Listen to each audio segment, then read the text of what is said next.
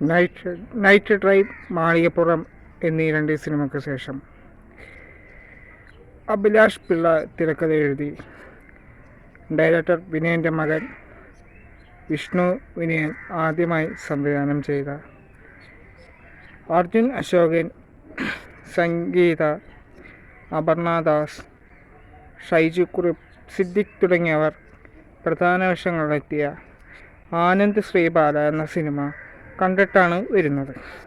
അപ്പോൾ പടത്തെക്കുറിച്ച് എൻ്റെ വ്യക്തിപരമായ അഭിപ്രായത്തിലേക്ക് കിടക്കാം.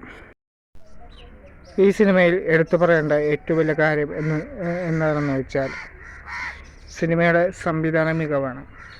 ഡയറക്ടർ വിനയൻ സാറിൻ്റെ മകൻ വിനയൻ സാറിനേക്കാൾ മിടുക്കനാണെന്ന് ഈ സിനിമയുടെ ഡയറക്ഷൻ കണ്ടപ്പോൾ എനിക്ക് തോന്നിപ്പോയി. അത്രയ്ക്ക് മികച്ചതായിരുന്നു സിനിമയുടെ ഡയറക്ഷൻ.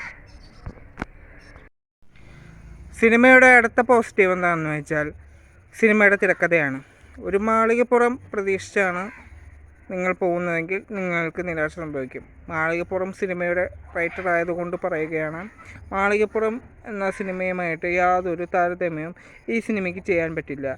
ഇതൊരു പൂർണ്ണമായും ത്രില്ലർ രൂപത്തിൽപ്പെടുന്ന ഒരു സിനിമയാണ്. അത് പൂർണ്ണമായും വിജയിച്ചിട്ടുണ്ട് എന്ന് വേണം പറയാൻ. സിനിമയുടെ ഓരോ റൈറ്റിങ്ങും വളരെ ഗംഭീരമായിട്ട് തന്നെ റൈറ്റർ അഭിലാഷ് പിള്ള ചെയ്തു വെച്ചിട്ടുണ്ട്. അതൊരു വലിയൊരു കയ്യടി അർഹിക്കുന്നു. പിന്നീടുള്ള പോസിറ്റീവ് എന്താണെന്ന് വെച്ചാൽ ഒരു നീണ്ട ഇടവേളയ്ക്ക് ശേഷം സംഗീത എന്ന നടി മലയാളത്തിലേക്ക് തിരിച്ചെത്തുകയാണ്. അവർ ഇതുവരെ മലയാളത്തിൽ ചെയ്ത റോളുകളിൽ നിന്നും വളരെ വ്യത്യസ്തമായൊരു റോളാണ് അവർ കൈകാര്യം ചെയ്തിരിക്കുന്നത്. ഒരു അമ്മ മകൻ ബന്ധം വളരെ കണ്ണു നിറയിക്കുന്ന രീതിയിലാണ് അവതരിപ്പിച്ചിരിക്കുന്നത്. അത് അവിടെ വലിയൊരു കയ്യടി അർഹിക്കുന്നുണ്ട്. പിന്നെ സിനിമയിൽ അതിഥി വേഷങ്ങൾ ചെയ്ത അജു വർഗീസ്, അതുപോലെ തന്നെ ധ്യാൻ ശ്രീനിവാസൻ, ഇവരുടെ കഥാപാത്രത്തിലേക്ക് എത്തുമ്പോൾ സിനിമ പുതിയൊരു വഴിത്തിരിവിലെത്തിക്കാൻ സിനിമയ്ക്ക് കഴിഞ്ഞിട്ടുണ്ട്.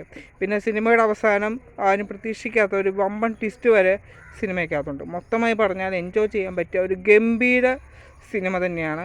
അപ്പോൾ സിനിമ കണ്ടിട്ടില്ലാത്തവർ ഒന്ന് പോയി കാണുക. എല്ലാതരം സിനിമകൾ ഇഷ്ടപ്പെടുന്നവർക്ക് ഈ സിനിമ ഇഷ്ടപ്പെടുമെന്ന് ഞാൻ വിശ്വസിക്കുന്നു. അപ്പോൾ മറ്റൊരു വീഡിയോയുമായി നമുക്ക് വീണ്ടും കാണാം. അതുവരേക്കും ബൈ.